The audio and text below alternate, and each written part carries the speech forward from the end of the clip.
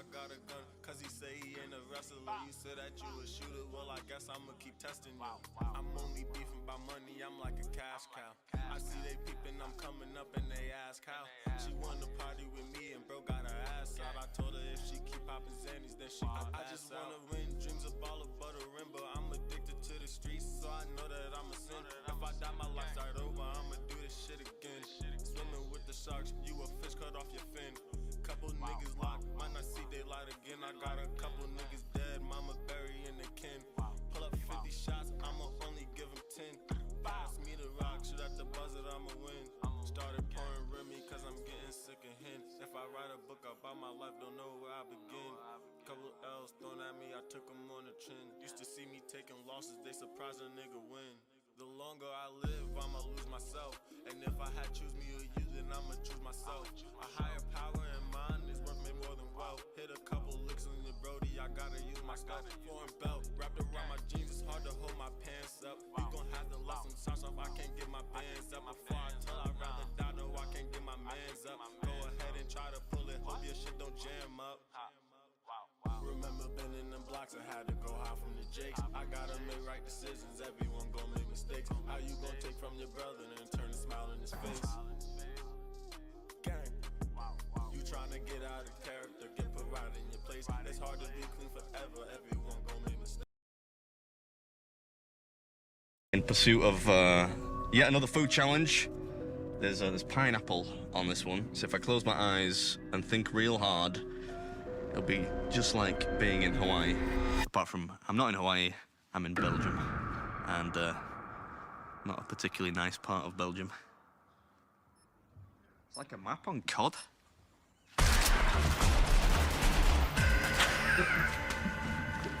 There's a rabbit!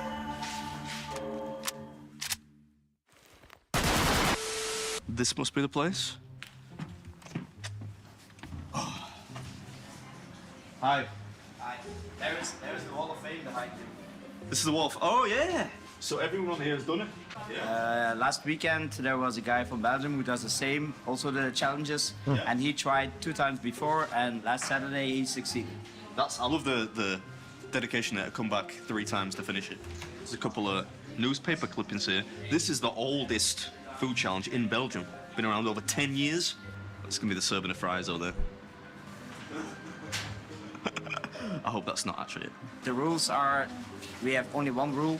You need to eat it in the hours that we are open. So it starts at 5 and then you can eat it until 9 o'clock.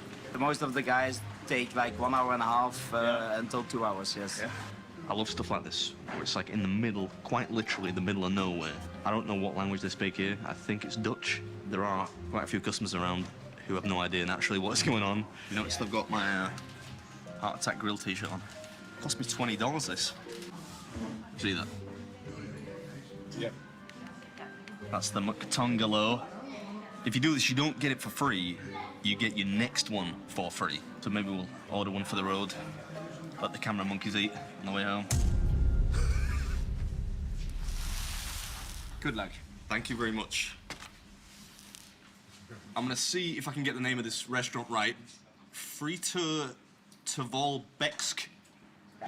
Yes. That was all right though, yeah? Yeah. Hey. And we're taking on the McTongalo burger, yeah? Yes. So it costs 18 euros. If you can finish it, you don't get it for free, but you get your next one for free. What's in there? Salad, eggs, like 3 eggs, like 3 tomatoes, 4 pieces of meat, like 4 pieces of bacon, pineapple, onions, big fries.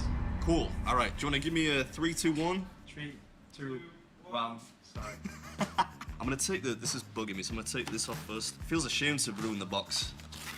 Right. Burger patty.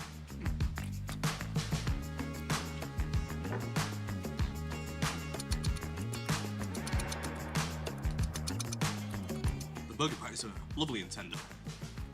I'm like a 70-year-old man. Lovely and tender. Pretty hot, so I'm gonna try and get some air in here. I'm gonna make a mess of the table, but I'm sure they won't mind. Oh. It looks even bigger now. Jesus. Yes. Did it work? You tried it. Did you get further than halfway? Halfway with fries. Yeah. Then It's a good attempt. Very good attempt. Could use a knife. Oh, bacon's crispy. Thank you.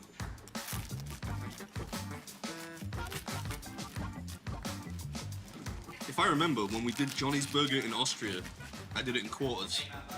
So maybe that's key to the success here.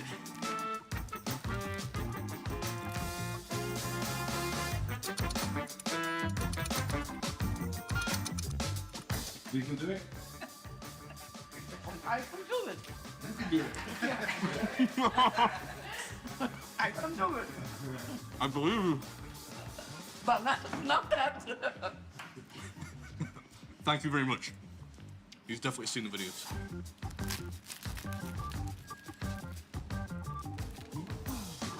I can see some cardboard. That's a good sign.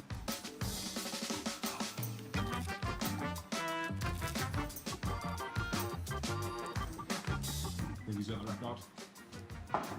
Yes, but the fries is always the different part, difficult part. So because when they are cold, they're not that tasty anymore. But I think he doesn't has any trouble with it. We'll see. The boiled eggs actually go really well. On top of a burger, you wouldn't really expect it, right? Have you ever seen it before? Ever? Fried, yeah. Yeah. Boiled eggs and pie. Interesting, but it works, you know? It's good.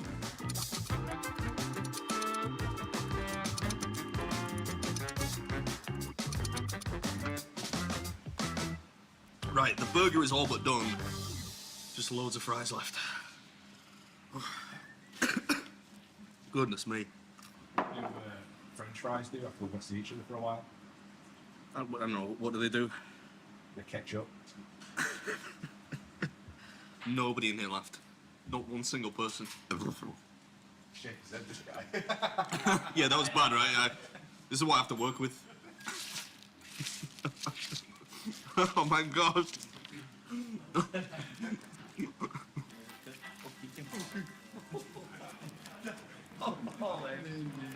If another guy eats his fries like this here, I kick him out. Are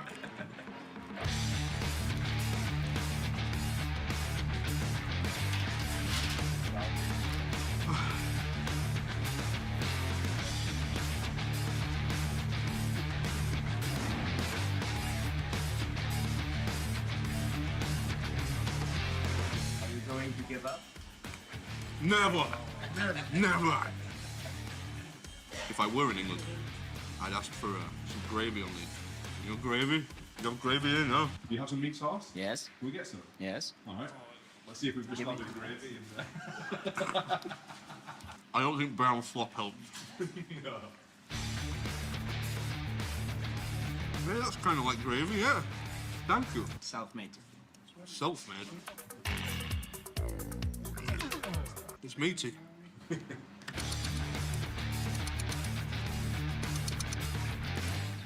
you have like a Diet Coke or any kind of fizzy drink? Fizzy beverage? Thank you. Oh, thank you.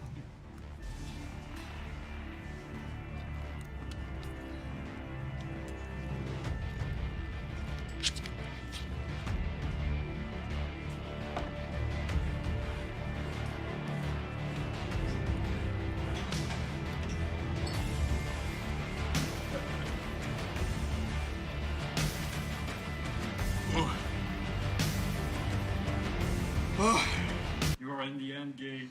We're in the end game now. I'm this, and he is small. Very. I don't understand. Small? Yes, you small, yes. Oh, that's jammer.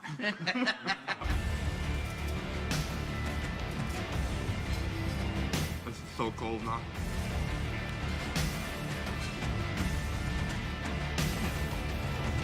It's so hard to chew now. Come on. That's basically 3 large mouthfuls, right? Yeah?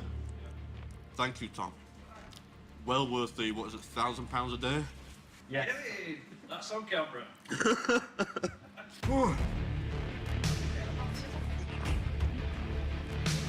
so hard to see.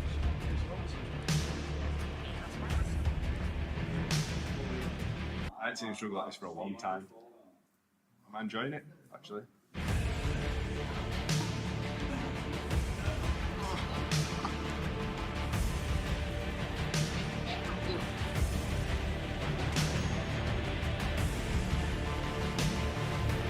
I'm an old man now.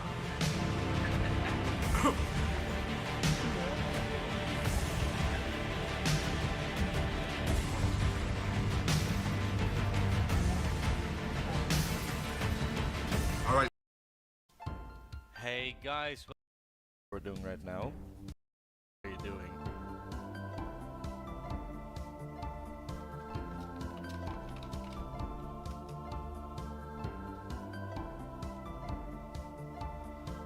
Yeah, if that's gonna start happening, that's a little bit annoying. I'm probably not gonna go back now, that would be kinda dumb, right? Because he's clearly like, to actually that. Really nice. Few muddy keys already. I'm going to do some wood cutting. We'll check out willows. So this will be my last inventory.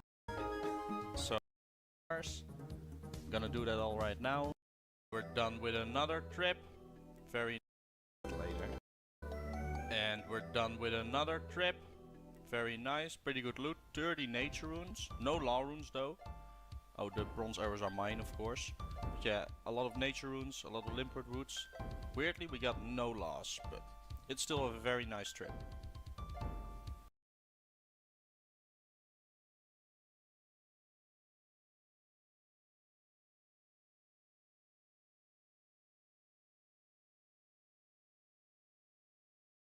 The Mazda CX-50 Hybrid. Don't just move. Be moved. Now playing. See the movie audiences are calling a visual feast in the stunning magical movie. Luke here at the Outdoor Boys YouTube channel, and I'm in the deserts of southern Utah, and I'm camping in a snowstorm and searching for ancient Native American cities. I'm having a great time. Come along for the ride. It's gonna be awesome.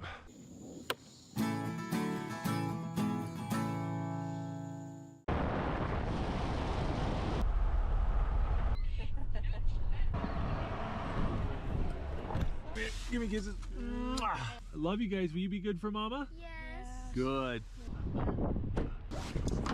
Let me be safe. Be really, really safe. I will. I'm going to be doing an 11.5-mile hike through a series of canyons, and rumor has it that there's dozens of untouched ancient Native American archaeological sites in this canyon which we can explore. I heard one person call this hike an open-air museum. I gotta admit, I'm excited to check this out. This is going to be cool. It's kind of a surreal experience. I'm sitting here hiking in the bitter cold with snow around, and I'm in the middle of the desert. It's so weird seeing cactuses and snow at the same time.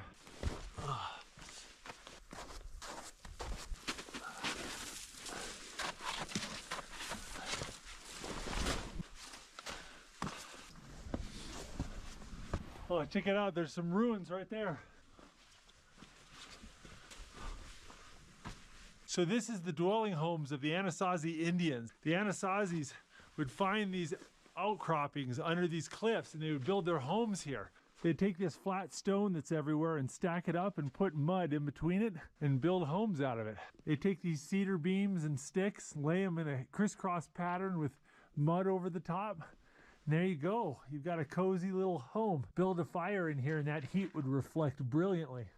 A lot of these structures like this one were granaries. They would have very seasonal foods, and they would take the surplus food and preserve it and put it in here, and then they would wall it all up, and they'd just fill this up with rocks, and then the animals couldn't get to it. See, they've got a granary back there, one right there, one right here. You can see this granary is open, but there's this one and this one over there, and there's no entrance, so it's still sealed up. Yeah, who knows what's inside those things. Look at this. There's a little piece of pottery right here. That is so cool. This could be 1,000 years old. Just gonna go ahead and put that right back. Now this looks more like a building because there's like a window and a door. Whoa, that's cool. Just barely enough room that you could lay down and build a fire in here, which is really all you'd want to do in the wintertime. Bet in the heat of the summer, this place feels amazing. Wow, that looks like a little shard of pottery right there. That's so cool. It's a little bit of the mortar that's fallen out. Look at this log, how old it is. You know, these pieces of wood have been here for hundreds of years and they haven't rotten away.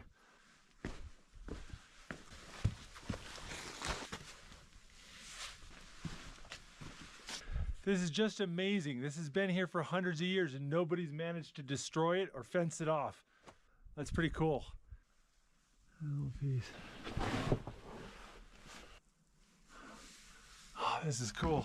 Hey, look at this. Look what I found. This is the center of the Indian corn cob. Look at that. I'll just leave that right there.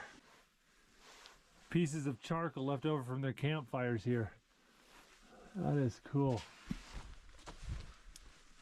I keep finding these pieces of chert or flint. I think this is what they use to make arrowheads and spearheads and stuff. Man, it just makes so much sense to build your house here. If you build your house down on the bottom, it's gonna flood every time there's a rainstorm. You build your house at the top, you've got the full sun on you in the summertime and all the cold wind in the winter. Well, that was way cool, but we've got a lot of ground to cover and a lot more cool stuff to explore.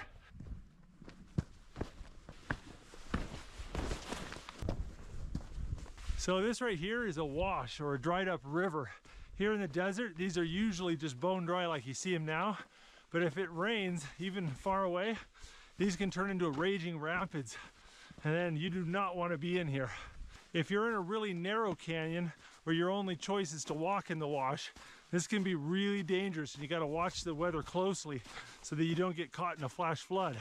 But luckily this canyon's pretty broad and the sides aren't that steep, so I can get out if I need to. Look at these. We got a little rodent prints here. We got some sort of small cat. Not seeing any claws in the print.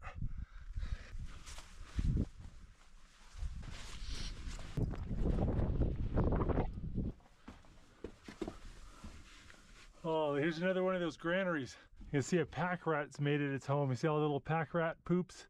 Check it out, you can see more pack rat nests. They just gather up everything they can and shove it up into these cracks.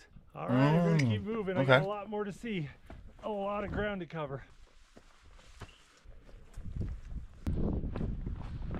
Between the slick rock and the snow, finding a trail here is a little bit challenging. Luckily, I know I'm supposed to head downhill in the bottom of this canyon, so I can't get too lost. Eating real fast, boys. I was worried I wouldn't see any water on the trail. So far, there's been plenty. In the summertime, finding water in these canyons is really hit and miss.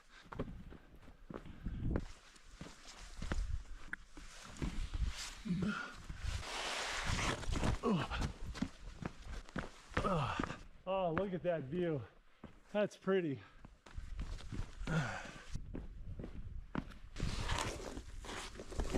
Oh. Sitting here doing my snack break and I think I see another set of ruins up there. Let me see if I can get a better look. Me and you both, brother. A little bit of something was built here. This is some of that dried mud here. This is a little bit of dried mud right there.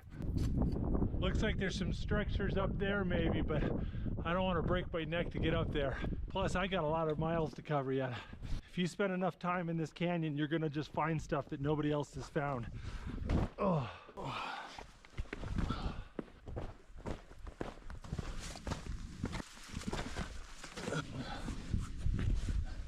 But check it out, the canyon goes over that direction, but we got a little peekaboo window into the next canyon over. If you look way over there to that cliff, just right on this little ledge, you can see more ruins right up there. How on earth did they get up there? They must have had some crazy ladders. Check it out, right up there in the rocks, I can see another structure.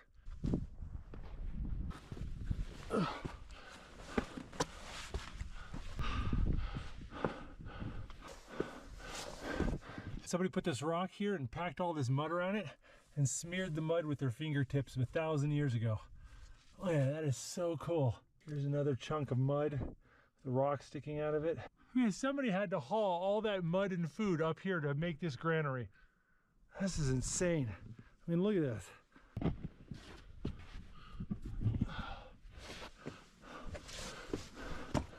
Another granary right there. Whose idea was it to build up here? Nobody's gonna casually walk off with your food though. I gotta get down without killing myself. And I keep stopping and exploring every few minutes. It's making things go a little bit slow. I need to pick up the pace. Oh, that's steep.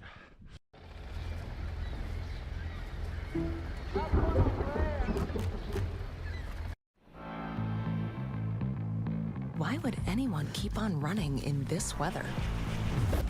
Because there's nowhere else you'd rather be. Raise your bar with our delicious energy-sustaining Cliff Bar. Having all this gear on my back doesn't make this easier on my quads. Ooh. Oh, check it out, we got a cottonwood tree.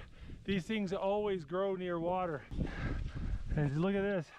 Right down there's a spring. If you want to find water in North America, learn how to identify cottonwood trees from far away. Oh, that's kind of some nasty water though. Ow, ow, that hurt. Oh, yeah, nice little cactus thorn right in the top of my foot. Yeah, you definitely want to wear boots and long pants around here. Already pulled a few thorns out of my legs. Oh, that doesn't feel good. Oh, ouch. Oh, the desert's not friendly. That is so cool. Tell you what, this place is deserted. I haven't seen a single person all day.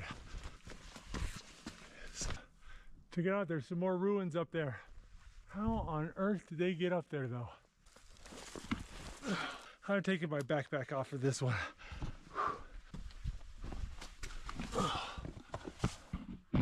I think there used to be a pretty good sized set of ruins here, and these rocks broke off the cliff face and smashed it.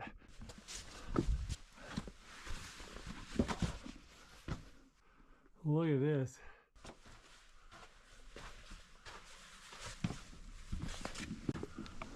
Oh, look at it. There's a whole bunch more right down there.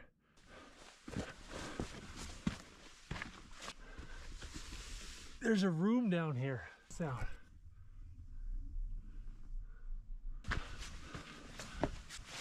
Oh, wow. Look at Anasazi Indians drew this.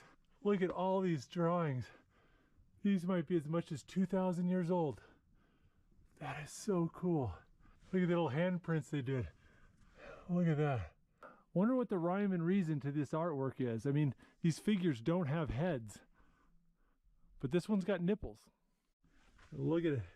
And you can see all these handprints. Look at them, there's just tons of them. Check out these corn cobs. The Anasazis would grow corn and store it here. Look at that. That's hundreds of years old. See, this used to be someone's house right there. You can see the mud walls right down there. The corn's 100 years old. It's been like a little granary or something. There's like all this mud up here, and there's a big pile of corn cobs. I was reading up a little bit on the history of this place before coming here, and apparently, while the last known occupants of this place were around 1200 AD, there's been people that were been here for thousands of years prior to that. You see all these big rocks that have fallen down? I bet there was a huge ledge that was all along here, because look, there's paintings all the way up there. I can see lots of drawing of corn stalks and different people, handprints. I think that's like a turkey or something right there. I have got to get going.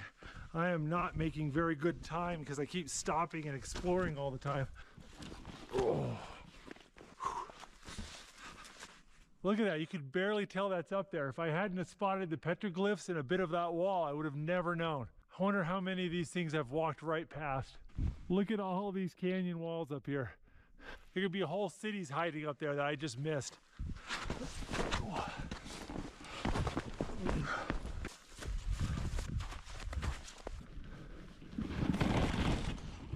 Oh. Ah. Oh. Whoa. That was canyon walls up here. Oh. Oh. Ah. Can you please just hear me out? No, all work management platforms are the same. They take forever to learn, and in the end... On our quest to explore the world's most interesting places, we find ourselves on the southern coast of Alaska, heading towards a town with less than 300 residents, almost all of whom live under the same roof. This is Beggish Tower, What? a 14-story building that houses almost all of this small town's population. Oh, hell no. Built during the height of the Cold War to house troops stationed in this area, it was designed so that the residents could stay inside the building for weeks on end during periods of intense weather conditions. With the local grocery store, school, church, and post office all located inside this building, the Beggish Tower seems more like a fallout shelter than a residential building. So, on our most recent trip to Alaska, we decided to go on a side quest to explore this strange town in one of the most beautiful places on the planet. Wow, this is absolutely stunning. Alaska is a magical place. This is like literally postcards when I was young, when you heard about America and you heard about Alaska. Tag along on an adventure. We are going to drive through a very long tunnel to get to another one of the more remote communities in the world who lives all by themselves in one building. We've actually rented a room. Could y'all imagine living in one building? And apparently some people, I couldn't do it. They have not left the building for a couple of months because they feel that they have everything they need inside of the building. First question, what are you excited about when it comes to going to this building? Make some new friends and who live in very unique circumstances. Wow. This is how remote and secluded this place is. You have to go through a 2.4-mile tunnel that cuts through a mountain and a glacier. This tunnel is only a one-way, and you basically have these windows of time where you can go in one way or the other way. And so we're trying to make the 11:31. We are arriving at 11:28. Optimistic. If we miss this one, the next one is in an hour. Nice to meet you. First friend here. Line up on lane 1. Lane 1, thank you. And which is the last time to get out? 10 o'clock. 10 o'clock. Okay, now when we enter at 10 o'clock, we can't go back. Then we're stuck on this side. Did you listen to what she said? You're driving in lane 5 right now. What did she? I didn't listen, sorry. Lane 1, all the way at the opposite end. Oh man. Wow. Apparently they've built it like this so that in case there's an earthquake or something, it still keeps it open. Wow. Oh, whoa. They're train tracks. Go. Oh my god. Bye bye normal civilization. I hope nobody is claustrophobic. There's no going out now. Like you can't reverse. Like the only way out is forward. Well, wait, that was much shorter than I thought. That was just 7 minutes. Right. Wow. All right. We are in Whittier. Yeah. Okay, well, I think we should be seeing the building here anytime then, right? Is it? Oh, there it is.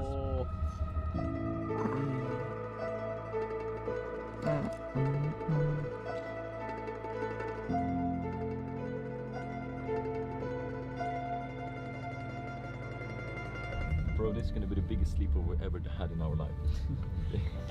Okay, a little ominous, not gonna lie. There's nobody here.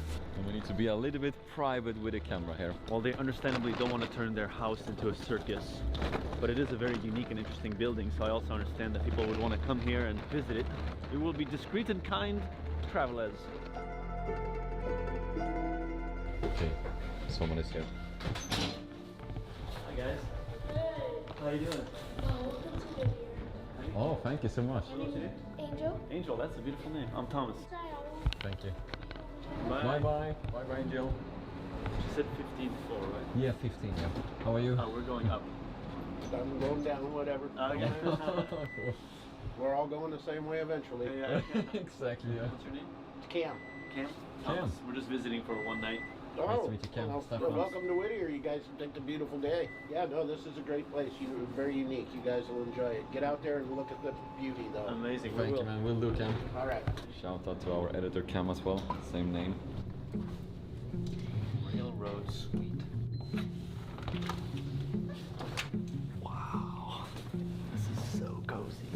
Let's go. Wow, look at the view, man.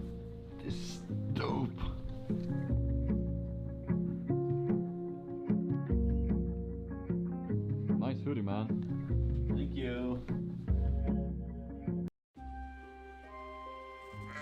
Bo Peep had lost her sheep. Maybe because her team was stuck doing office work.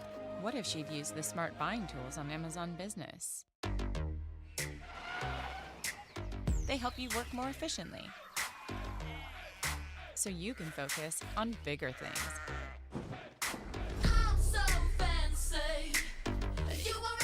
Not so little anymore. Amazon Business, your partner for smart business buying.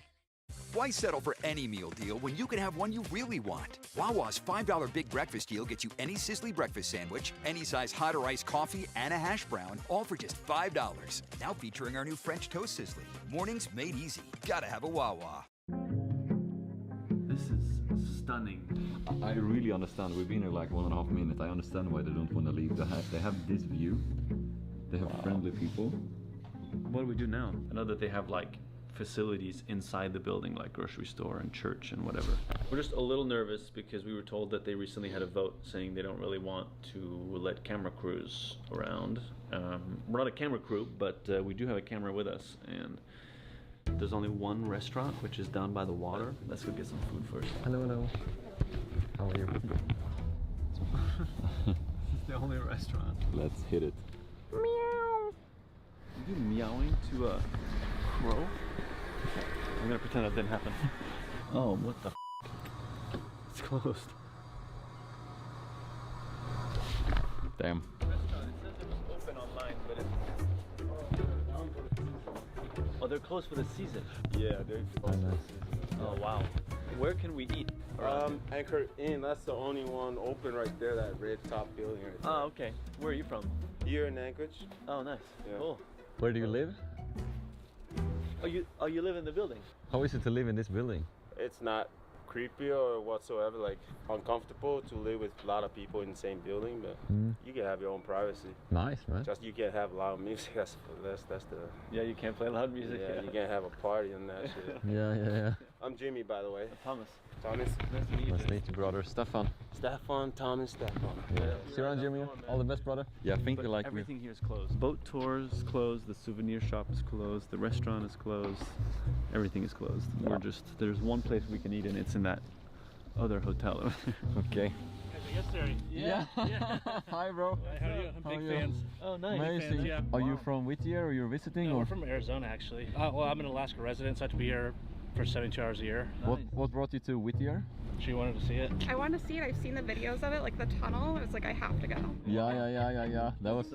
We're big fans. We watch all your videos. Actually, I have your new merch in the car. No way. Oh. Wow. We were walking in Portland, and someone said, "What do you mean say yes more?" And I was like, "Just start saying yes." Wow. Crazy stuff. Amazing, yeah. Well, thank you so much, guys. It's a small gift from us, but a stone heart to keep spreading the love, guys. So. Cool. Thank you so much. Thank you. Guys. See you. Weirdly enough, no matter where we are in the world, we almost always seem to run into members of this community. And seeing our community embrace discomfort and embark on incredible adventures inspires us every day. A recent highlight is our photography contest, capturing your adventures, creativity, and sharing the amazingly talented work by our global community.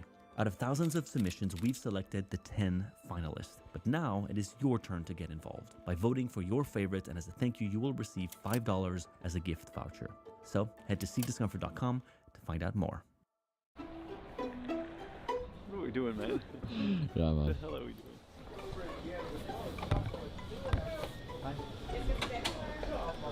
Hello. The amount of like very quiet diners in the middle of nowhere we've been to the last 2-3 weeks is astonishing. It is astonishing, actually. Hello. How are you? Good. Thank you. Thank you for being a veteran. Thank you.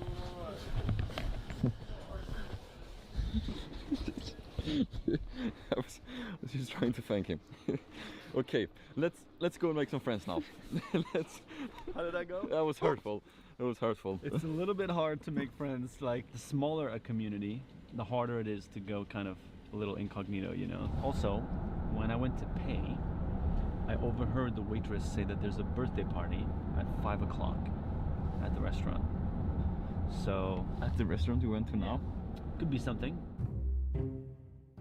Wow, US post office. Corner store. Wow. It's not open right now. Today, it's Tommy. Yes, that Tommy. His birthday today. So let's send him a postcard all the way to Paris. Hello. Hi. Hello, hello, hi. What can we do for you? We would love to send a postcard to our friend. He has his birthday today, but he lives in Paris. But could we send a postcard here? Yes, we can, if you've got the postcard. No. I can't sell you the postcard, I can sell you the stamp. The bird or the boat? The boat. 25 cents. Can we get some water too as well? Okay, we have 5 minutes before they close. We did find a postcard and we got some hats. This is stunning. Do you have a pen by any chance I could borrow? Tommy, happy birthday, man. Love you and miss you. We have 1 minute before the post office here closes. We gotta add our names. Love from Alaska. Hello, hello. Thank you. The Silverado Trail Boss. Oh, hey, no. And a little work.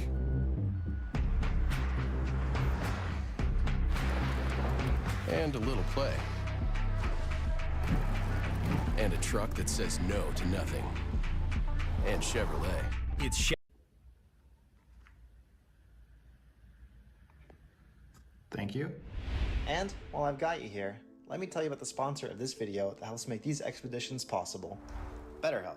You see, over the years, therapy's helped me get through a lot of issues like anxiety. I don't think I'm the only one in feeling more anxious these days, and letting it build up inside me definitely only accentuated it. But once I started therapy, it allowed me to get these problems off my chest, and the logic that a therapist brings. You can start by clicking the link in our bio, then filling out a short questionnaire about any challenges you're going through, and BetterHelp can match you with a therapist to best suit your needs. Plus, if your therapist isn't a great fit, you can switch therapists with a click of a button at no additional cost until you find someone that you like. So, click the link in the description or go to betterhelp.com/seekdiscomfort to get 10% off your first month. Alright, now back to Alaska. Like, sometimes we arrive in a place and we're really struggling, and this is one of those moments where we've tried to say hello to a few people and film it, and some people are friendly and some people stare at the camera and do not look happy to see us. So you want to not come in here and cause a mess, but you also want to talk to people and meet them. So Nice place, yeah. That's alright. A little old, but well kept. Yeah. Welcome over here. Yeah. Thank you so much. Yeah. Happy to be here. Do you want to like invite us and see your place and? Yeah. Thanks. Next one. Hi, Stefan. Nice to meet you. From Sweden. Joking. I'm joking. I'm joking.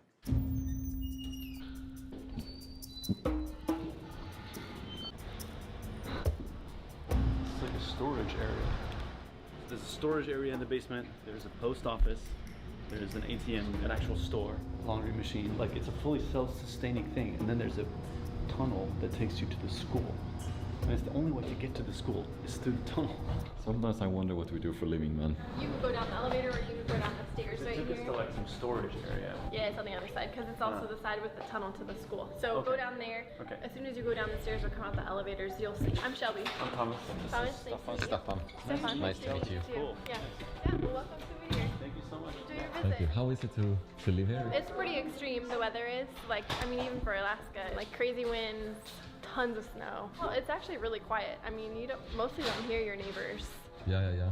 So it's kind of actually weird to be in a building with so many other people and like never see them or never hear them. Well, I'm the city clerk, so I work for the local government, and we have a council meeting tonight. Okay. Yep. So we'll head to church now. Okay, have fun. See you. So nice, so friendly. There's some elements of privacy, but most people that we actually talk to are so freaking friendly. Extremely friendly. So, that's how you show that you're not from here. Okay, no more playing. Oh. Okay.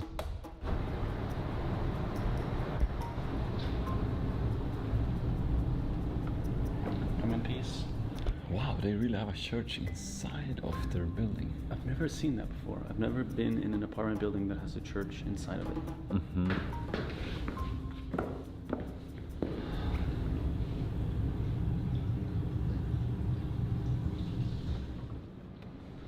Right?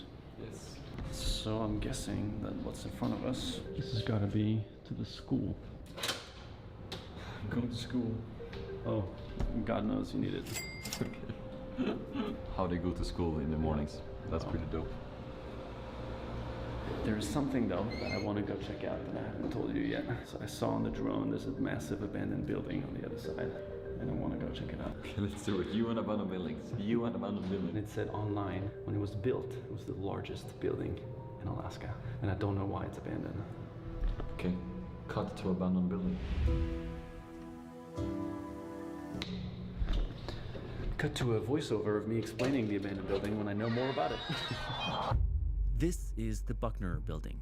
Built at the same time as the Begish Towers, this was the actual military residence of Whittier, big enough to house over 1,000 soldiers. The Buckner Building had a mess hall, a jail, and a bowling alley, and was connected to the rest of Whittier by underground tunnels. But in 1966, the military pulled out of Whittier, and this building became private property. Since then, it has slowly been in decline. And in 2016, the decay became so bad that the owners completely boarded it up. It looks like a horror movie, man. Why do you always take me to these scary places? This looks terrible. This is your place? This is where you're staying tonight? Wow, they've really altered this place up. Private property, no trespassing, violators will be prosecuted. They seem to take this pretty damn seriously, so... Yeah, they seem to. I'm not gonna gamble on that. Save me. It's also asbestos warning. May cause cancer, causes to lungs. So if it's asbestos, I mean, I'd understand why they don't want to try to bring it back to life. That's a lot of work to get rid of. I always love to see your excitement. It's like, it's an abandoned building. Let's go over there. We need to explore it. At one point in time, like, people laid the bricks of this building thinking this would have a future, you know, and it did for a moment, and then it was left behind. Scars and the remains of, like, you can go to places, and the more remote you go, usually industries that were wiped away. Who were the people that lived here? What are the stories? That's what I like about abandoned buildings. Well said. Give some love for Thomas. Time for a cold plunge. Wow, it's beautiful, man. Look at this. The glacier in the distance. This water is gonna be freezing. Massive boat blocking our view a little bit, but that's all right. Let's do a sunset swim on our last night here in Alaska with the seal in the distance. Whoa! It popped up with his head. Yeah. One thing is for sure, it's not gonna be hot. that can be very sure about. Oh, I can already feel it with my feet. Yeah, man. Oh! Okay, time to swim in Alaska. Okay, bro. Okay. 1, 2, 3.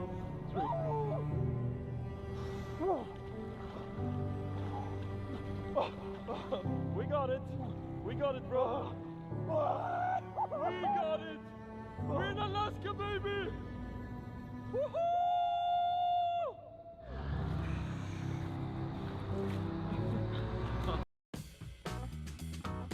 When I travel for work, I need fast Wi-Fi to binge every show that my... That was amazing. Yeah. Thank you. Thank you.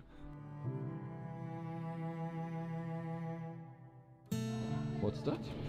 Oh, there's a note on our door. Hi, I am back. Condo 1504. June. Oh, I'm excited to meet June. Okay, I would. How come you're running around with your camera? So we just love capturing when we travel and stuff. Yes. Yes, Thierry. We love to say yes to life. Yes. Cheer. Yeah, Yes. I cheer left all the time. Yeah. We travel and we like to just say Yes. yes to life. Yes to life. Be more That's- open. Yeah, yeah. Anyway, can I get you guys something to drink? Wow, Would that you like would. some really good water? This water is glacier fed. Helps Really to live good to be water. 100. Really good water. Yeah. Sounds great. Yeah. You've got a lot of energy. What's your secret? Cayenne pepper in my coffee every morning, a little shake. You put cayenne pepper in your coffee? Amazing. God. How was it for you to live here initially? Like, was it a shock? Did you love it straight away? Like, When we first came to Whittier, we lived on our boat Mhm. in our motorhome, and I loved just the idea of living in a big building like this with an elevator. I'm like, wow. It took us a few years to get in the building because we had to wait for some condos to come for sale. Okay. So we do have northern lights on top of these mountains on the clear nights. Yes. Wow. Yeah, I've been here 40 years and I love it. Wow. We have a little question. What? If we can buy you dinner, Oh. take you out, maybe a glass of wine, some food, talk about life. I guess I am pretty free. Yeah, everyone in! You know what? You only go around look this great. world once. Yeah, let's go go get get some some dinner. dinner. You betcha. Isn't that cool? Thank you, June. This is beautiful. And someday I'm gonna be in Sweden and I'm gonna look you up. June, we got I you. want to see that We got you. famous Stefan. No. Hey, Shonda. No. So we're going down to have Hello, hi. dinner at the Anchor. These guys are from Sweden. I feel that it's gonna be a legendary night. Team adventure. Where do you want to go? The Anchor or the Anchor?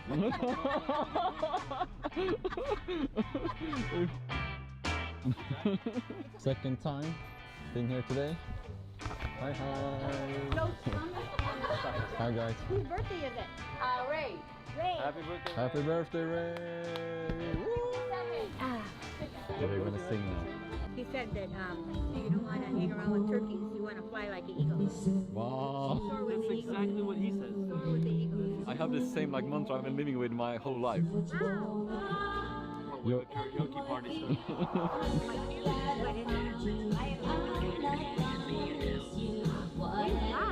Wow.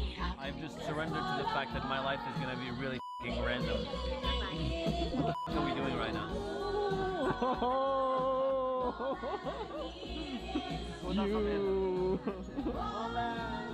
What is happening?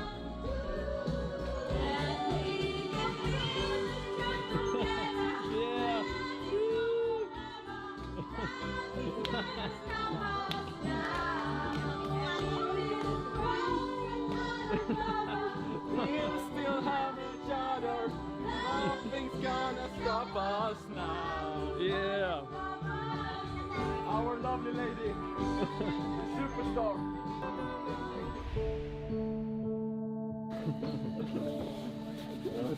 Well, I know that we will meet again, Yeah, I hope so. one way or another. We Anyway, will. God bless you. God bless you. Thank you, June. What a lovely, lovely lady. We were a bit daunted before coming to Alaska.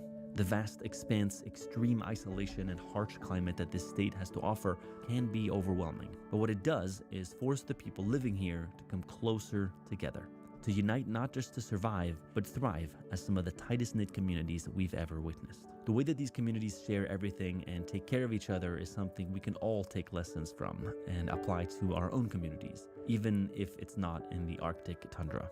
Because no matter how harsh your environment is, I find that the key to thriving is truly sticking together with those around you.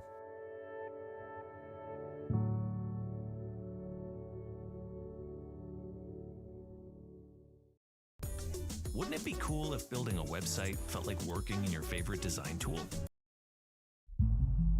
One of the most mysterious places in America hides itself in these woods, far away from the public eye in one of the most enchanting mountain ranges in the country, the Appalachian Mountains, home to age-old myths and modern ghost stories. Within these mountains, there is also a hidden border they call the Quiet Zone, an area where technologies like Wi-Fi, cell phone service, and even microwaves are illegal. But why? In a time where we are reachable anywhere we go, how are some people within this border living completely disconnected? And what lies behind this invisible border? Well, on a quest to piece together some of the mysteries surrounding this place, Staffan and I decided to make the journey to this Aliens. extremely remote area and explore all corners of this quiet zone. But as there are no airports anywhere near this place, we first had to fly to Washington, D.C., to then do the long and remote drive deep through Virginia and then further into West Virginia to go investigate to see if we could find some of the characters that live here and uncover some of the mysteries surrounding this place.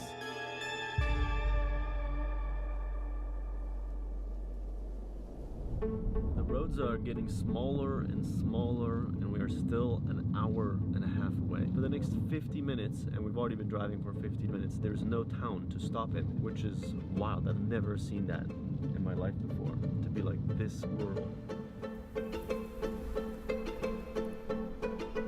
So we're gonna stop in the last town really before it and see if we can find a place Man. to stay there. Fuck We've outta here, not dope. had service for the last hour, which is crazy. Bird cocksucker, bro.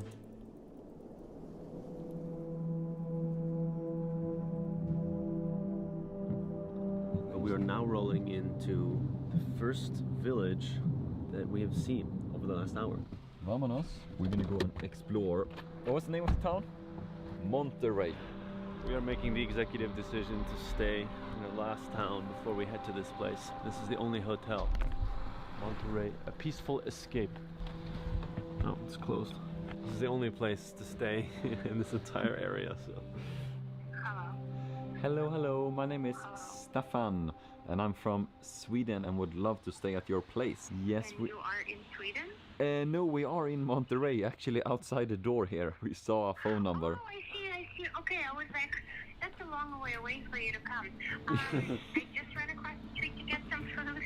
I will be back in 2 minutes. Amazing, yeah. Yep. Hey guys. Hello, hello. Welcome to Monterey. Are you lost? Yeah, we're lost. Stefan. Nice to meet you. Come on in. Nice to meet you, thank you. They don't have microwaves in Green Bank. They're not allowed. Really? Wow.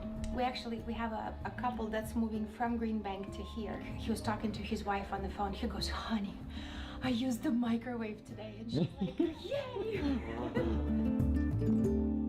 As we were downloading the offline maps before losing service for good, we somehow ran into a subscriber working for the inn we spent the night at. This is one of the most interesting conversations we had in a long, long time. We met Kate, who is from the Yes fam. It's beautiful in Monterey. In this, I'm getting goosebumps now. How did this happen? And what did you say that when people don't have access to internet? They keep historic traditions really alive. A lot of people are stuck in the past, but you'll also get people who move here because they like that it don't have anything else infiltrating your mind. You'll get a lot of creative people, scientists. You get a lot of people who are watching nature in a different way because there's nothing else to do. Yeah. What?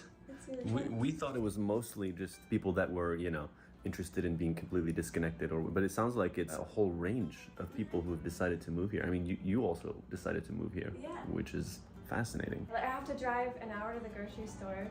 An hour? Yeah, and I have to drive an hour and a half to go to school when I go to classes. So. Wow. Yeah. Wait, so Uber Eats doesn't deliver here? Oh.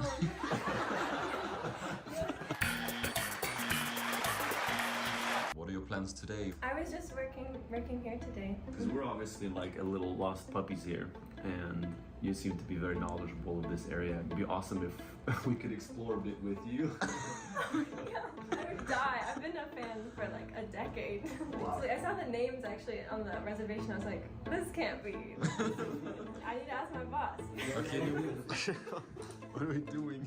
I have a question about it. We've been bonding, and you felt that Kate would be an amazing guide for us. Yes, she would. She knows everything about this area. But we know that, she's committed working here and whatnot. So we wanted to know if there's any flexibility today or tomorrow for her to join us a bit. You're the boss, so. Do you want to go? You get her into any trouble, I will kick your ass. Yeah. She's like my mother. Yeah, absolutely. You can go ahead and go.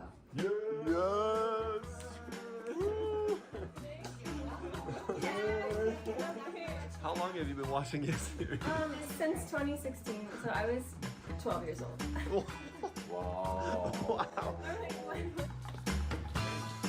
So excited! Dream team! I've always wanted to be kidnapped. Well. Okay, so now we're heading to Green Bank, the quiet zone. Let's do it. Do we need to send any final messages before we lose service? Yeah, I'm doing that right now. Okay. There were multiple mysteries around this town called Green Bank that we were hoping to uncover the truth behind. Why was the border created, and who were the people that lived inside of it? We'd also heard that multiple people had moved to this town as a haven because of their hypersensitivity to electromagnetic signals. So as we prepared to cross the border into the quiet zone and lose service for the next 48 hours, we put together a checklist of the things we were hoping to understand by the end of this adventure. Are there a lot of abandoned buildings around here? There's a ton. I'm guessing a little diner. I'm pretty sure that's what it was. It was some sort of little store. It's been abandoned for a long time, I'd say. Let's just peek inside. Whoa. On this episode, we do breaking and entering. People have guns in this area, right? It's actually pretty interesting to step back in time and imagine and try to find clues. What was here? A lot of toys, clothes. This machine here. Abandoned places have this universal smell of mix of mold and humidity.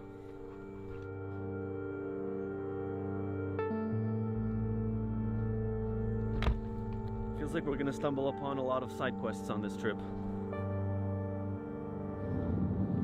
No service. No service, meaning that we have entered The quiet zone. So we can't fly the drone here. Microwaves are not allowed. Cell phone service doesn't exist. And on a serious note, people have like guns and stuff here, so. Well, we are in West Virginia now, so I will say, just like, don't f around. Like,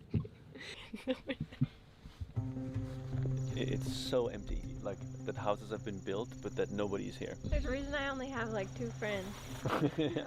It's probably not like this, but I have a feeling, you know, when we're walking here that people are looking out the window and watching us, you know. With no town center, essentially only roads with individual houses, we didn't know where to start to meet anybody. So we decided to approach this local church that Kate told us are often left unlocked. I mean, be respectful, but they leave the doors open in churches so that you can pray. The Appalachian Mountains and culture is unique for many reasons, one of them being their music. So we were really hoping to encounter some musicians on this trip, but we didn't know we had one with us. Our adventure partner Kate, it turns out, is an aspiring singer of Appalachian music, a rare kind that few still know how to perform. Despite being afraid of taking the leap, her dream is to become a singer of this music, and she was brave enough to sing us a piece. We just sat and talked about like songs, and you asked me about a hymn, and I did a song in a Swedish hymn. You missed the Swedish hymn. It was I'm good. not singing that one. Take your time, no pressure.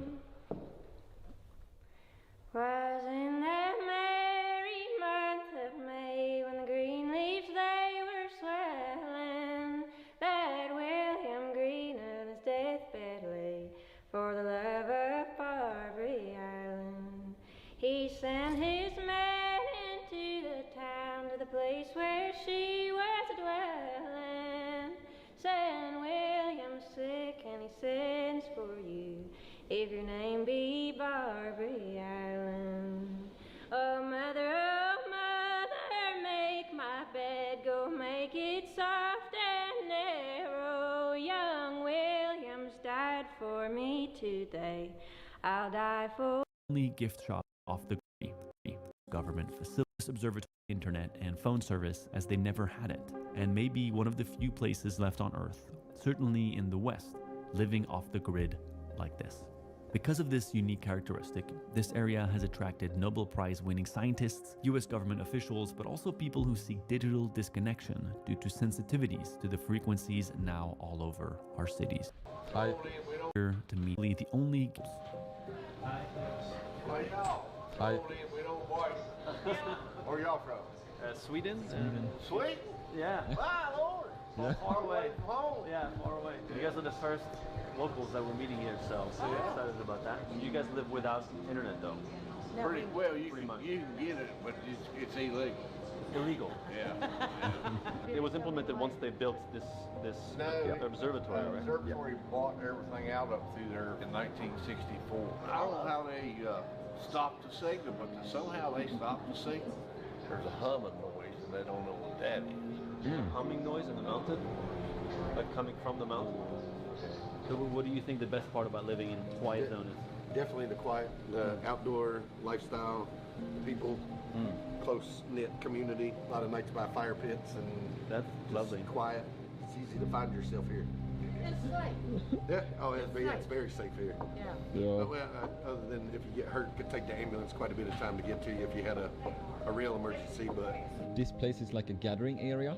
yeah, but if there are storms and power outages and stuff like that, people come here to get information on what roads are closed, and you know, if anybody needs help, they know to call here. Yeah. You need a center where people can gather, right? Yeah. Because you can't really text or write and write in a Facebook group. Yeah. This place is the Facebook group chat. It's starting to feel really nice to not have phone service. Yeah, man. I'm not getting any messages. The first few hours, I was it was stressful. I kept checking my phone. Now it's just like it's freeing because I have no choice. It's like, okay, nice. Yep. We're just gonna be in this. And before we knew it, the telescope was just around the corner.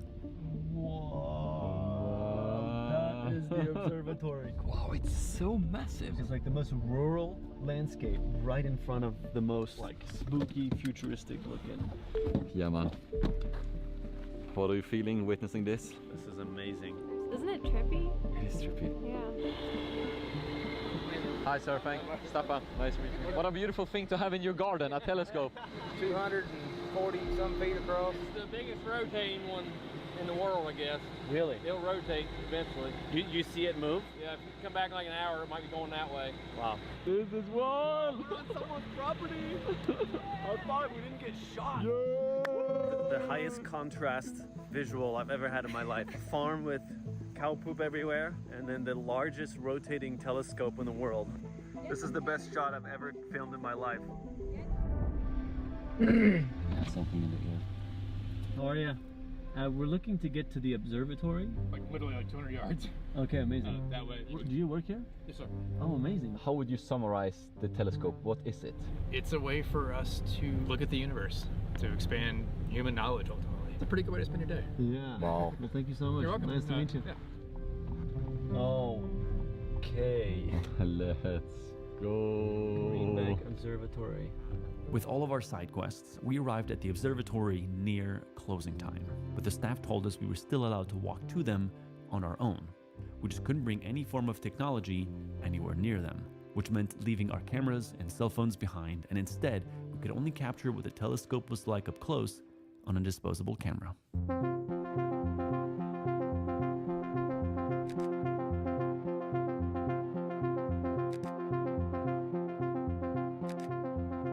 The dish is 100 meters in diameter, just over 2.3 acres, and was built to reflect radio waves coming in from space onto this receiver. The entire structure weighs 7,600 metric tons and can be steered to look at any point in the sky, making this the largest steerable radio telescope on Earth. To be able to pick up on things so far, this telescope is extremely sensitive, enough to pick up the energy released by a snowflake hitting the ground. This is why the National Quiet Zone was created, to prevent any interference from getting in the way of these far-away signals. The surrounding Allegheny Mountains also help to keep out any signals coming from elsewhere in the country. As we made our way out of the observatory, we were about to have another serendipitous moment by running into the most important person in Green Bank. But before we do that, we'd like to take a moment to thank the sponsor of this video, BetterHelp, who are offering 10% off your first month at the journal inside of the platform for personal reflections, and even have group sessions on a variety of different topics, how to manage some of the issues you may be facing. Can I ask you a question? How are you today? Well, thank you. Do you work here at the center? Oh, yes. Oh, amazing. It's research in astronomy. Yeah. And it's open to any qualified scientist around the world. It's like if you want a grant, you write a proposal. Here the proposal is time on the telescope, time to use the telescope. What kind of role are you within, and what are you working here with? I was director and then chief scientist for a number of years. Wow. I'm retired, but I have an office and all the support to do my research, so I'm doing research full time now. That's amazing. We're lucky to have met you here then. And I am lucky to be here. Great. What was your name? Jay Lockman, L-O-C. Jay Lockman. Yeah, we've had a number of filmmakers come through here. Does the name Werner Herzog ring a bell? Yeah. Okay, well, he came and interviewed me a few years ago. And, no way. I'm in his film. West Virginia, the small town of Green Bank in Appalachia. What you're seeing behind me is a very large telescope, 100 meters in diameter. How busy are you tomorrow? Because we would love to have a conversation with you. I'm around. Thank you so much, yeah. And he turns out to be, he's been the director here. You can't script this, bro. Yes, theory. Yes, theory. Okay, now I'm going to have to write that down. So feel free to... You notice I don't carry a phone. Yeah, I mean, there's no phone. So you take notes in this. That's a wonderful thing. It's not backed up at Google, but... After chatting for a bit, we somehow got into the subject of music. So do you do old-time music? Yes, exactly. I was looking for some old-time musicians, actually, to show them. Okay, so here is what's interesting. Our band is rehearsing at my house tomorrow night. Amazing coincidence, huh? Yeah. Blown away. Okay, well, I'll see you tomorrow. Yeah. Sometime. All right, take care. Jay, this was an honor. Speak soon, yeah? Don't freak out. Don't freak out. He was the two things we were looking for at the same time. I know. A scientist who works at this place who has access, and a musician. Yeah. That evening, we once again showed up unannounced to a very rural hotel. Wow. Hoping they'd have room for us. How's it going? Hi. How are you? We were curious if you had rooms for tonight available. Yeah, how many do you need? Oh, yes. And it wasn't until the next morning that we actually got the chance to explore the building and its grounds. Okay, there we go. You have to check this out. This is amazing. The dream room to just read. Wow. And you can go up. Oh, staircase. Staircase always means adventure. I've now decided I want a room like this in my future house. We need to make decisions together about our future house, Thomas. You can't just make a decision. Yeah. You said we? There's a we there? What are you insinuating?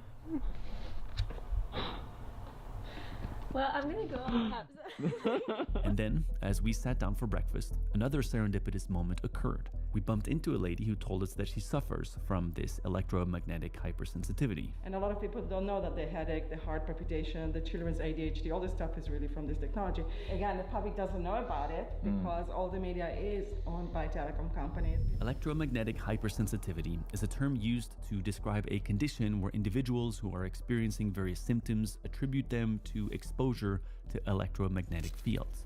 These coming from sources such as mobile phones, Wi-Fi, and other wireless technologies which have taken over our modern world. It all started in 1994 when she was a secretary at a medical analysis lab. A rash Become enveloped in the universe as possible, because it's the part that is the least obscured by the gas from our galaxy. From a ground level view, this patch of sky is so small that you could block it with your thumb at arm's length. But when you take a picture with a giant infrared telescope, you see this. Each one of these dots is a galaxy containing billions of stars. So this is the most transparent place in the whole sky if you want to look outside the Milky Way. Thanks to a puckish friend of mine, it got my name on it. I was completely unaware that it was being named after me. Yeah. I would have named it the Lockman window. Exactly. We couldn't believe Dr. Lockman was willing to take the time out of his day to teach us about his work. And for the next hour, he proceeded to blow our minds with what the huge telescope had allowed them to discover. You could download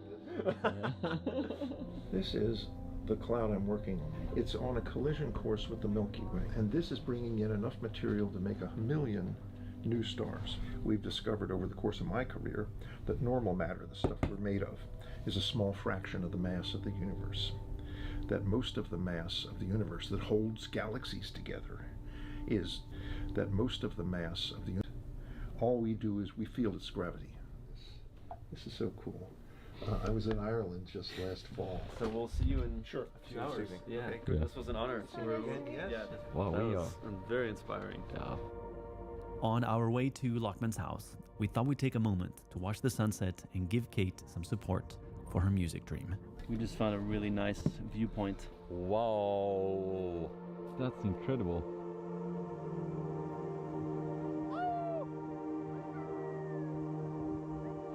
I get why you were drawn to move back here.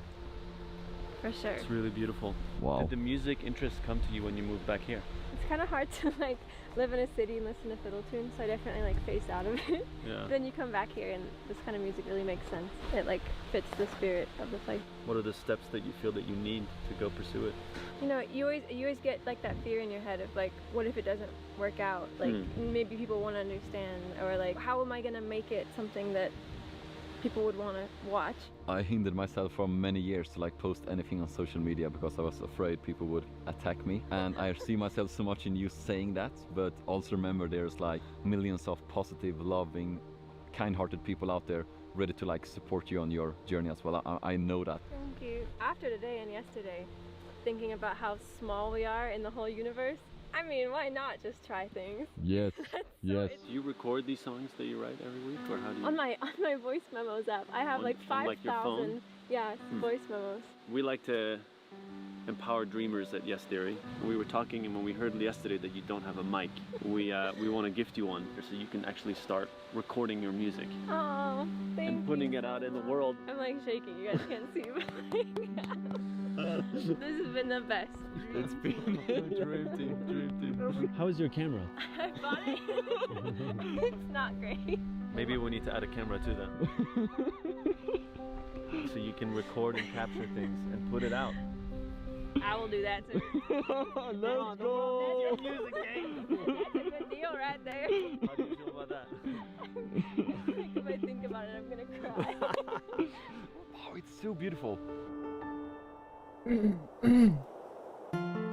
And for our final 2 missions of our trip, experiencing You think they hit? music and getting invited to a local's house, Rehearsal going on. I can't believe we got invited to his house. we were blessed to accomplish that with the very inspiring Mr. Jade Lockman. Yes. Okay. Good to see you again. Got wine in the kitchen. Oh. There are snacks there. Nice, the violin man. With these guys, we've been playing together and we've known each other for 50 years. Wow. Yesterday, we met this man in the parking lot, and now we're in his house watching him play old-time music. I never expected the director of the observatory to be the one to introduce us to the local music.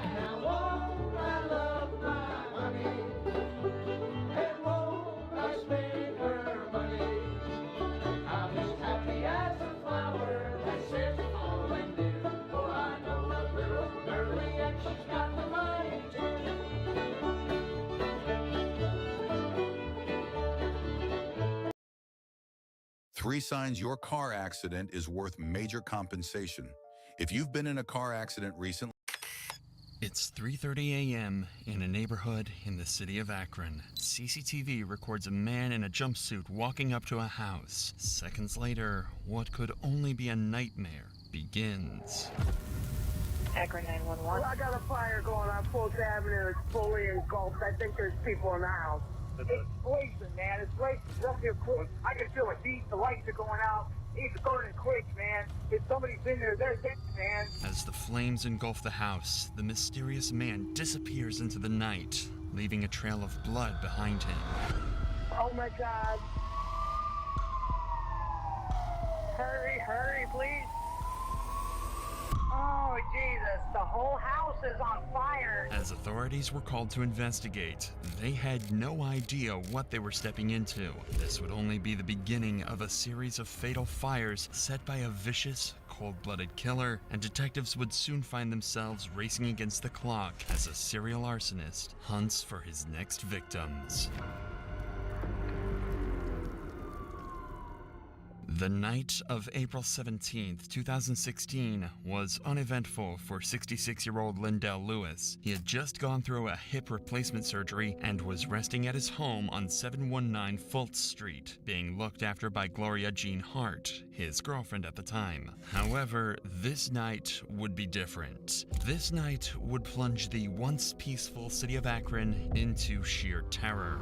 In the early hours of April 18th, close to 3:33 a.m., CCTV footage captured a man walking in the direction that led directly to Lindell's house. And moments later, tragedy would strike the house of That's Lindell crazy. Lewis. Because he was in a hurry to escape, this first attempt at setting the house on fire had failed, and the flames died out, prompting the arsonist to make a return for a second time to make sure he finished the job. At around 3:40 a.m. and approximately 3 minutes after this second round of dousing the house with what appears to be gasoline, a raging fire would swallow up the entirety of Lindell's house. This was an early Monday morning, and most people in Lane Worcester neighborhood were asleep preparing for work. No one would have been awake to see who this masked arsonist was. More importantly, whoever this was well aware of Lindell's hip surgery, as it had made him wheelchair-ridden and unable to move. This meant that the fire was started knowing that he would never be able to escape. And soon enough, 911 calls would begin pouring in as the fire raged on. Akron 911. This is 725. It's next door. I can feel it. The lights are going out. It's burning quick, man. If somebody's in there, they're dead, man. Just get up here real quick. Hey, they're on their way right now. Presumably, Lindell and his girlfriend were sleeping in their bedroom on the upper floor of the house when the fire initially began. Since the masked arsonist ensured that the fire spread from the ground floor, this meant that by the time they woke up because of the heat and crackling of the fire, they had no escape, especially because Lindell was unable to move by himself. Gloria most likely helped Lindell move from the bed, and the couple retreated to their bedroom in an attempt to get as far away as possible. But all this did was delay the inevitable. As firefighters and EMS arrived at the scene, the elderly couple was heard screaming for help from inside their bathroom.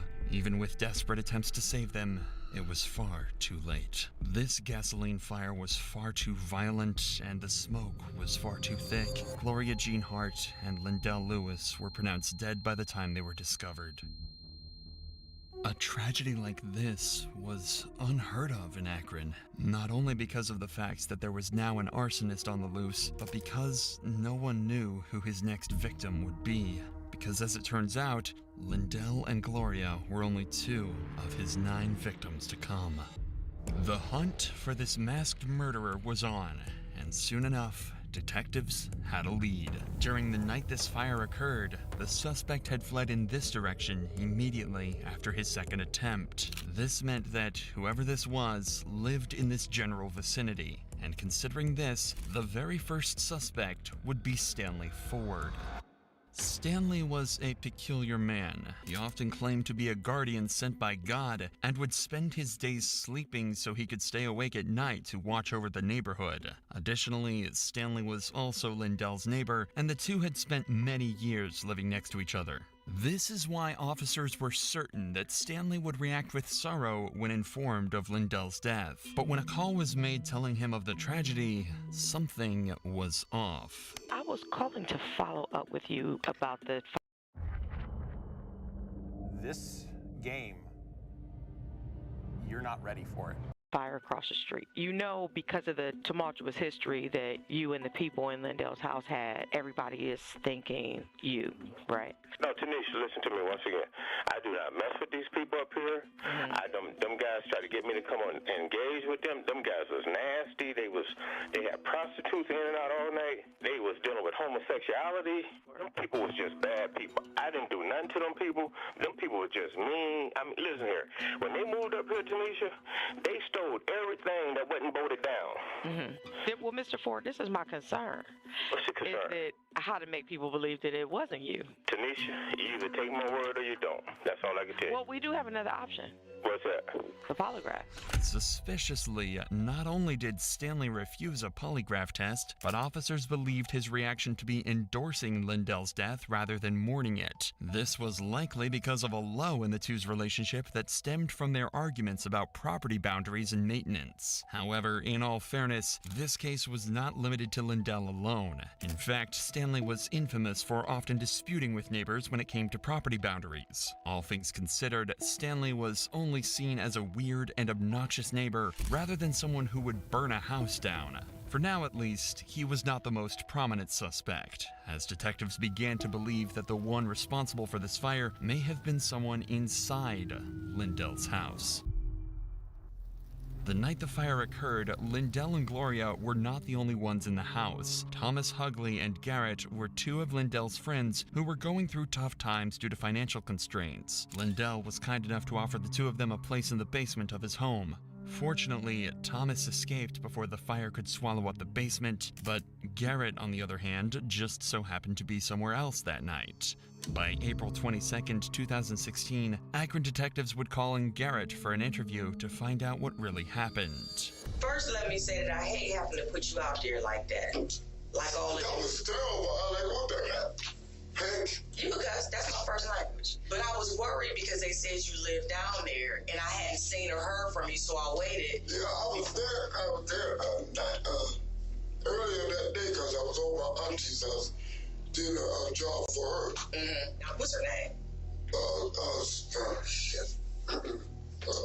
Williams. I forgot her last name. She works across the street, right there. Okay. Now, I ain't trying to, stir your brain, because the main reason I wanted to find you, make sure, one, that you safe and you okay, and to find out. I didn't know nothing about it until my sister and them called me, and Mr. Hughley called me. And what would they say? They said the house burned down, but they didn't tell me nothing about nobody got hurt in there. And then my best friend. What you about Linda? For detectives, it is definitely odd that Garrett is taking so long to remember the finer details, but this is nothing conclusive as of now. However, they are confident that by poking deeper, they might be able to find some clues. Have you heard about anybody who got a beef with him? No. Not that I know of. Now, what was that thought you just had? Never that I know of. Nobody I know of right off the hand. That don't seem like the truth. It seems like you're choking on the truth right now. I said, oh, I don't know offhand, because I didn't know the people he knew. It's obvious you just had a thought. Do you just not want to speak because all of us in here, or no, you not want to speak because you're at the police? I don't know. You definitely had a thought right there. All I know is they purport to have a restraining order and a guy across the street, stand something. That's all I knew. Stanley's name has once again crept into the conversation. In fact, rumors about Lindell and Stanley's conflicts had already spread like wildfire, and he was on his way to becoming suspect number 1. But for detectives, this could mean anything. Stanley would alternatively be the most suitable for Garrett to pin his crimes on, a neighbor with a god complex who had frequent conflicts with Lindell. Furthermore, Garrett has not given any details about his alibi. All we know is that during the night of the fire, he was at his aunt's house and was spending time with his niece. This is why detectives would not let up putting pressure on Garrett. You're the only person that ain't even gave a scenario.